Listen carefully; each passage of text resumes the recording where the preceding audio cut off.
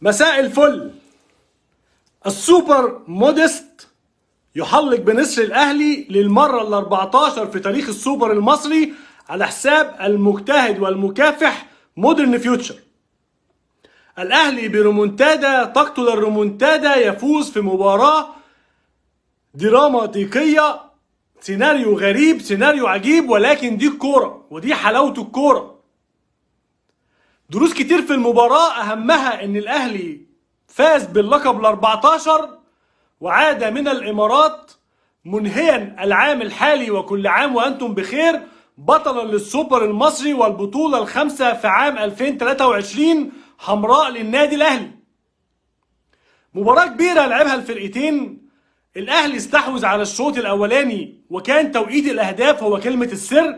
خد بالك إن الأهلي سجل في الدقيقة 13 جول كهربا من ركنية. كلما استغل النادي الأهلي مؤخرا الركنيات نجح كهربا إنه يسجل هدف. تلاها بربع ساعة جول ولا أحلى ولا أروع ولا أجمل تيكي تاكا ما بين حسين الشحات وكهربا ولاعيبة الأهلي. بيصنع كهربا لحسين الشحات جول حكاية، بيتقدم الأهلي 2-0.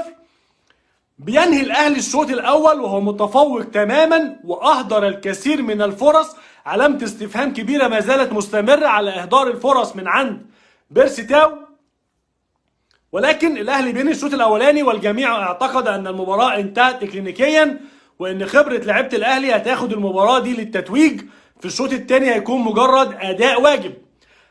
ده اللي اتسرب جوه لعيبه النادي الاهلي بالظبط، ان اللعيبه حست في الشوط الثاني ان فيوتشر مش هيقدم حاجه عن اللي عملها في الشوط الاول، وبالتالي احنا نقدر نخلص المباراه بالراحه كده بدون يعني زي ما بيقولوا باقل مجهود. الحقيقه اهداف مجانيه وهدايا مستمره من مدافعي الاهلي وحارس مرماه الشاب مصطفى شوبير اعادت الروح مره اخرى الى مودرن فيوتشر واشعلت اللقاء. توقيت الجول والغلطه اللي عملها مصطفى شوبير اللي يتحمل بنسبه كبيره جدا يعني 90% يتحمل مصطفى شوبير هذا الهدف. يليه محمد عبد المنعم، لان بصراحه بلغه الكوره لعب له كوره مزنوقه وميته في حته صعبه، ولكن مصطفى لم يحسن طبعا التصرف. وكان القدر رحيما اليوم بمصطفى شوبير لما الاهلي خلص المباراه دي بمكسب 4-2. لان تخيل لو الاهلي كان تعثر النهارده وكان مصطفى شوبير هيشيل الليله دي كلها بالتاكيد. مش هتكلم على فراوده بتضيع ولا لعيبه نص ملعب بتعمل ميس باس، هتكلم على خطا مصطفى شوبير وهو يبحث عن فرصه لتثبيت اقدامه، وحارس كويس باي ذا واي يعني. ولكن الغلطه دي كانت هتشيله موضوع كبير جدا جدا جدا. غلطه بتحصل مع اكتر من حارس مرمى عالمي، ولكن في الوضع اللي انت فيه كان المفروض مصطفى الغلطه فين؟ الغلطه بعد كوره محمد عبد المنعم ان مصطفى عدلها لجوه. طبعا ده كان خطا، كان المفروض خدها على لعيبه حطها في الاوت اللي هو يعني مبدا السلامه زي ما بيقولوا. ولكن مصطفى حب يعني كان عنده الثقه زياده فحب يبني هجمه، وفي الاخر طبعا عمر السعيد ضغط هايل جدا وضغط محترم، قدر منه يسجل الجول الاول اللي اشعل المباراه حرفيا. ليه اشعل المباراه؟ لان انت الجول جاي في الدقيقه حاجه و70 في الشوط الثاني، خلاص فاضل ربع ساعه ونلم الورق. لعيبه الاهلي كانت خلاص بتلعب على الواقف زي ما بيقولوا، ومع ذلك اهدار وفرص. واذا بمحمد محمود، عجبني الولد ده، بيسجل جول مهم جدا في مسيرته، يعيد المباراة إلى نقطة التعادل 2-2. ولعبت الأهلي الإجهاد بان خلاص، الشد العضلي ما بقاش حد قادر يقف على رجله تقريبا. الإجهاد والسفر وتوالي المباريات والبطولات والحاجات دي كلها بانت على لعيبة النادي الأهلي بعد هدف التعادل لفيوتشر. ماتش الكهرب، أنت كهربت الماتش، فيوتشر عمل ريمونتادا وحس إن هو البطولة سهلة والبطولة قربت خلاص. وكان فيوتشر بيبحث عن السيناريو اللي هو حطه من أول المباراة، وهو سيناريو ان احنا نروح لضربات الترجيح بقيادة المهراجة جنش اللي بيتفوق في الحكايه دي، وسبق له امام الاهلي ان تفوق وفاز. وبالتالي المهراجة جنش مع كتيبة فيوتشر والجهاز الفني لفيوتشر كانوا بيعملوا الحكايه دي، لكن الاهلي اداهم هديه. لعيبه الاهلي كانت واقعه، مع كمان ان انت غيرت القوه الضربه تماما اللي عندك، طلعت حسين الشحات اللي اصيب باجهاد عضلي وخرج، طلعت امام عاشور، طلعت بيرسي تاو، طلعت كهربا، فالفرقه تقريبا ما بقاش في حد. بينما الناحيه الثانيه هو الراجل عمل تغييرين قلبوا اللقاء، عمر السعيد وهشام عادل بدلاء نزلوا عملوا الفارق. بدلاء الاهلي لحد الشوط الرابع الاضافي ما كانش عندهم اي بصمه تذكر في الملعب. انت لعبت طاهر محمد طاهر او طاهر كولر طاهر، ولعبت مودست، ولعبت لعبت بعد كده قفشه، تمام. عملت تغييرات، لعبت كريم فؤاد، تغييراتك ما كانتش فيها اندماج، لان اللعيبه في وسط الملعب واللعيبه عامه حصل لها دروب بدني، وبالتالي حصلت مشكله كبيره جدا جدا للعيبه النادي الاهلي، ما كانوش عارفين يسيطروا على اللقاء ولا يلعبوا. وفيوتشر دخل بل وحط الاهلي تحت ضغط، وحط جماهير الاهلي تحت ضغط ان البطوله بعد ما كانت في ايدك خلاص هتضيع منك، او ان انت هتروح لضربات الترجيح زي ما فيوتشر عايز، وهي 50-50. واحنا شفنا فيوتشر امام بيراميدز في ضربات الجزاء العالميه اللي استمرت لحد 33 ضربه جزاء تقريبا، او 32 ضربه جزاء. وبالتالي الاهلي كمان في الشوط الاخر 5 دقايق في الشوط الثاني والوقت الضيع ما كانش مقنع قوي. ميس باص كتير، كور عاليه بلا معنى، اللعيبه بتستلم غلط، اللعيبه بتجري غلط، مفيش تكتيك، الحكايه تحس انها فكت خلاص والدنيا بتروح منك. ودي هي كره القدم، اللي بيضيع بيستقبل، تمام. الشوط الثالث بدا وان فيوتشر برضه ضغط على الاهلي عشان يستغل الاجهاد البدني اللي عند النادي الاهلي. كان عندك تغيير، انا توقعت ان هو هيغير ديانج في وسط الملعب، خصوصا ان مروان كان عنده انذار وكان قاب قوسين او ادنى من ياخد الكارت الاحمر، لكن كولر برضه ما زال عنده اصرار للمباراه الرابعه على التوالي ان ديانج ما يلعبش. وبالتالي اشرك اكرم توفيق في تغيير غريب بالنسبه لي، لان قلت حتى اكرم هينزل مكان مروان، لا فوجئت ان هو طلع هاني وراح منزل اكرم توفيق كباك يمين. اصبحت انت بتلعب بطاهر محمد طاهر ومودست وكريم فؤاد، وتحتيهم بتلعب بمروان وبتلعب بقفشه، واتحطت لهم كمان اكرم توفيق يمين ومعلول شمال. وبقت الحكايه ان كل اللعيبه بتدور، اللي معاك كوره عايز يعمل اي حاجه، مفيش هنا انجن يشغل الملعب، مفيش حد يمانج اللعبه باسلوب تكتيكي منظم. فدخلنا في الشوط الثالث وكنت تحس ان الجمهور عنده قلق، اللي هو خلاص بقى مفيش اصلا محاولات للاهلي في الشوط الثالث تماما على اللقاء. بينما فيوتشر في الشوط الثالث ضيع كورتين، واحده تألق فيها مصطفى شوبير، وواحده اخرجها رامي ربيعه وحط رجله في توقيت مناسب، وبالتالي خرجت وفضلت النتيجه 2-2. بات فيوتشر على ابعاد او على بعد خلاص ان هو يوصل لضربات الترجيح زي ما هم عايزين.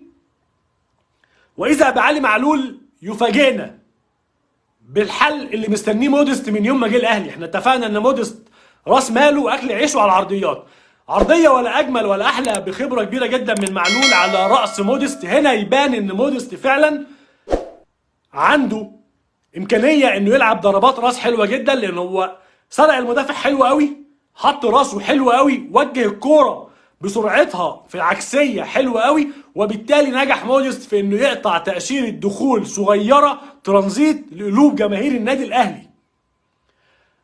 بقول لكم سيناريو دراماتيكي، يعني سيناريو غريب جدا. الاهلي بيسجل خلاص الجول الثالث في الشوط الرابع، الماتش بيتكهرب من ناحيه فيوتشر شويه، واذا بان ربنا لما بيفتحها ويكرم الناس. مودست اسيست لكريم فؤاد اللي بينهي الكره على اجمل ما يكون ويحط الجول الرابع، وتنتهي ريمونتادا فيوتشر بريمونتادا النادي الاهلي، ويسجل الاهلي 4 ويفوز بالسوبر للمره ال14، ويختم السنه ببطوله مهمه جدا قبل التوقف الدولي اللي يحصل عشان بطوله افريقيا، ويخرج الاهلي فايز منتصر، بس بعد ما ضغط على اعصاب جماهيره، بعد ما كهرب الدنيا، بعد ما خلى فريق يسجل فيه في جونين في اقل من ربع ساعه. وبالتالي اصبح الموضوع متكهرب كتير، ولكن دايما الانتصارات اللي بتيجي من رحم المعاناه بيبقى لها طعم حلو.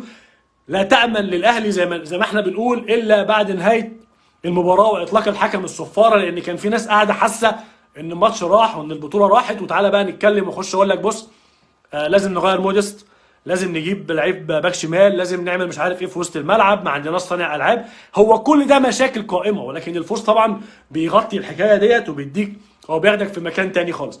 المباراه حلوه ليه؟ لان فيوتشر الناحيه التانيه عمل مباراه حلوه. فيوتشر عنده لعيبه عجباني، عنده علي زعزع ده لعيب عاجبني جدا، عنده الراجل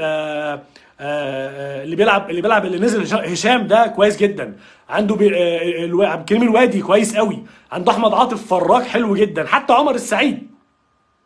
عمر سعيد نزل سجل الجول اللي كان وعد بيه جماهير الزمالك في مباراه نهائي القاضيه او نهائي القرن، نزل سجل جول. ففيوتشر عنده فرقه حلوه، عنده فرقه كويسه جدا، عنده غنام لعيب عاجبني قوي قوي، غنام محمد ده بصراحه لعيب ماتيريال بتاعته، لو في حد بيشتغل عليه تاخد منه لعبه في وسط الملعب كويس، لعيب قوي، لعيب سريع، لعيب عنده انقضاض، لعيب رجليه قويه جدا. فعندهم فرقه حلوه. وكمان ما تنساش ان فارق معاهم اصابه عمر كمال عبد الواحد، احمد رفعت. فانت تحس ان فيوتشر لا فرقه حلوه، لا فرقه كويسه تتعبك، وهي دايما بتتعب الاهلي. باي ذا واي ده المباراه الثانيه في التاريخ الفرقتين الصغير اللي الاهلي يكسب فيها فيوتشر. المباراه الاولانيه كانت 4 والمباراه الثانيه كانت 4، بس على ما اتذكر الاولانيه كانت 4-0 دي 4-2 في نهائي كاس السوبر. ففيوتشر عشان من يعني نبقى برضو نذكر حقه في الماتش، عمل مباراه خلى المباراه تليق بنهائي كاس السوبر، مباراه فيها برضو دراما وفرقه بتعود، واتكلم في 8 يعني في 6 اهداف. ففي حاجه حلوه، المباراه تليق فعلا انها تكون نهائي كاس سوبر المصري بالنظام الجديد. وما اعرفش هم سموه النخبه السوبر او النخبه المصري، ما اعرفش، او سوبر الانديه المصري. المهم ان الاهلي توج بالبطوله في ارض الامارات، وعاد الاهلي من السعوديه الى الامارات الى القاهره ان شاء الله متوجا وناهيا 2023 ب5 بطولات. كان بطوله يحتاجها لعيبه الاهلي قبل التوقف الدولي، وكان بطوله يحتاجها كولر، وهي اول بطوله يتوج بيها موديست مع الاهلي وامام عاشور مع النادي الاهلي، اللعيبه الجديده اللي انضمت للاهلي. لكن برضو ده ما يمنعش سريعا ان الاهلي عنده حاجات لازم يشتغل عليها. اتفرجت امبارح على فيديو لعيب فلسطيني ما يقال ان هو على عتاب النادي الاهلي. اعتقد ان اللعيب ده لازم يكون موجود في النادي الاهلي، خصوصا ان هو بقى يتأيد مصري حتى في ظل ما ربنا فتحها على موديست، ويمكن العداد يشتغل وتبتدي تشتغل معاه والدنيا تمشي. لكن انت الاهلي بتلعب ماتشات كتير زي ما انت شايف النهارده، اللعيبه انت عندك اصابات كتير، الشناوي، ياسر ابراهيم، امام عاشور النهارده اتدمر ربنا يستر، عندك النهارده حسين الشحات السمانه فيها مشكله فربنا يستر. فعندك اصابات كتير، عندك اجهاد واضح جدا على بيرسي تاو. اهم بقى مكاسب المباراه في وجهه نظري بعد طبعا السوبر والميداليات والذهب، عوده مروان عطيه لمستواه، وده يعني اكبر دليل ان هو خد افضل لاعب في البطوله. اكتشاف احمد نبيل كوكا بالثقه اللي عنده بالتكتيك اللي بيلعب بيه، براجل تكتيك عالي جدا جدا، فده مكسب للنادي الاهلي.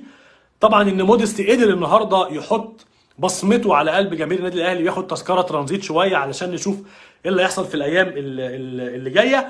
اعتقد ان ديانج كابا قوسين او ادنى من الخروج للنادي الاهلي. ما اعرفش الاشاعات اللي بتقول ان قندوسي هيرجع ولا لا، قندوسي لعيب جامد جدا. طاهر عمل مباراه كويسه، ولكن طاهر حاجات كتير ناقصاه. يعني طاهر بتحس ان هو عنده كوره لازم يجري فيها فيقف، الكوره اللي المفروض يقف يقوم جاري. ولكن يحسب له الصراحه النهارده ان هو اللعيب اللي حاول على المباراه، حاول على المرمى، شاط كورتين كانوا يعني فرصتين مؤكدتين للنادي الاهلي، واحده خبطت في راس باسم علي، والثانيه طلعت ضربه ركنيه كانت قريبه قوي. عمل اكتر من كوره، عنده ما يسمى في الكوره بالغل الكروي، يعني اللي هو العنف المشروع، بيلعب لعب قوي فتقدر تلعب بيه، بس هو مش فيرويد. واحنا بصراحه بهدلنا طاهر شويتين، مره طرف يمين، لا مره طرف شمال، مره كولر الموسم اللي فات لعبه باك يمين، مره تلعبه راس حربه وانت بتعتمد عليه راس حربه. علامه استفهام طبعا على غياب يعني صلاح محسن، ما اعرفش هو غايب، هل بره التشكيل ولا مش في القائمه اصلا، ما اعرفش هل عنده اصابه ولا لا. بس طاهر عمل اللي عليه طبعا وادى اللي عليه، لكن مش بفعاليه مثلا كريم فؤاد النهارده جاب جول بعقل بقرايه ملعب، لان غيره ما كانش هيجري يضغط على المدافع ويتوقع ان كره موديست هتلف من قدام المدافع ويروح ويزقها ويهدى ويحطها تشيب خفيف من فوق جنش وهو طالع علشان ينهي المباراه ويقتلها. فطاهر برضو واحد عمل مباراه كويسه جدا، ما نقدرش ننكر ده. لكن انا بتكلم في مجمل الموسم والاستمراريه والاستفاده. انت عندك لعيبه في الاهلي ما لعبتش اصلا، يعني كريم نيدفيد تقريبا ما لعبش، احنا ما شفناهوش. عندك صلاح محسن، عندك عبد القادر، عندك ديانج دلوقتي دخل الثلاجه برضو، عندك لعيبه خالد عبد الفتاح، وان كان خالد شارك الماتش اللي فات شويه صغيره، وخالد لعيب تكتيكي من المدربين بتحبها لانه بيلعب بيحل لك مسائل كتير، مساك بيلعب باك يمين باك شمال، فتقدر تبني عليه. يعني خير يعني لعيب خير تبديل، يعني انت تقدر تحطه ان هو لعيب بديل كويس جدا. ولكن برضه من مكاسب الماتش النهارده عوده اكرم توفيق مكان محمد هاني، ان اكرم بدا برضه يدخل شويه في الصوره، ولكن الاهلي ما زال عنده شغل كتير جدا، خصوصا في الميس باص اللي بيحصل تحديدا في الشوط الثاني. طبعا ده نتيجه الاجهاد والارهاق. عندك مشكله في انهاء الفرص اللي كانت ممكن تخلص الليله دي كلها من الشوط الاولاني، كورتين بيرسي تاو كان ممكن يخلصهم، حسين الشحات كان عنده كوره ممكن يخلصها، لكن حته الار 2 اللي ماسكه دماغ حسين الشحات برضه فيها مشكله. كنت تحس ان في الشوط الثاني بالذات لما بدانا كان في لعب تعاوني كده ما بين كهربا وامام عاشور، بحيث ان كهربا عايز امام يجيب جول، فكل كره امام يسندها على كهربا ويروح له عشان ياخدها. لعيبه فيوتشر قلت لكم عندهم لعيبه كويسه، قروا الحته دي. غنام محمد كان مسمار قاطع القصه ديت تماما على علي زعزع، كان عامل نفس القصه، قاطعين الباص الثاني على امام عاشور علشان ما ياخدوهاش، عملوا تكتل دفاعي كويس قدام ملعبهم وقدروا ان هم يرجعوا في المباراه، فده يحسب لهم. لكن حته اللعب التعاوني لا، انا العب للفرقه، اجيب الجون الثالث والرابع، وبعدين ابقى اشوف بقى هعمل ايه، ادور الماتش زي ما انا عايزه. كان زمانك مخلص، لان انت في احتياج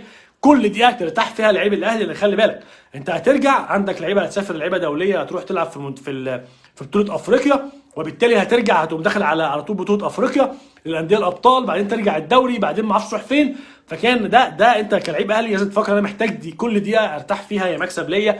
وكان خير قرار انسحاب النادي الاهلي من بطوله كاس الرابطه حتى لو تلعبها بالناشئين. اللعيبه دي يا جماعه محتاجه تهدى وترتاح، لان ده جهد كبير جدا على اللعيبه، واضح جدا في مباراه النهارده. الف مبروك للنادي الاهلي والاهلاويه، بطوله السوبر بطوله مستحقه، وان كان الاهلي طبعا تعب اعصاب الجماهير، ولكن دي حلاوه الكوره، حلوه الفوز لما بيجي بعد معاناه، بس مش عايزين نتعاون على كده، عايزين نخلص على طول بدري بدري. الف الف الف مبروك، كل سنه وانتم طيبين، وان شاء الله تكون سنه سعيده على الجميع، ويكون فيها كل حاجه حلوه، سلام وحب وكل شيء كل شيء وخير على كل الناس وكل البشريه. كنت سعيد ان انا كنت معاكم، اشوفكم على خير، دمتم سالمين، تصبحوا على خير.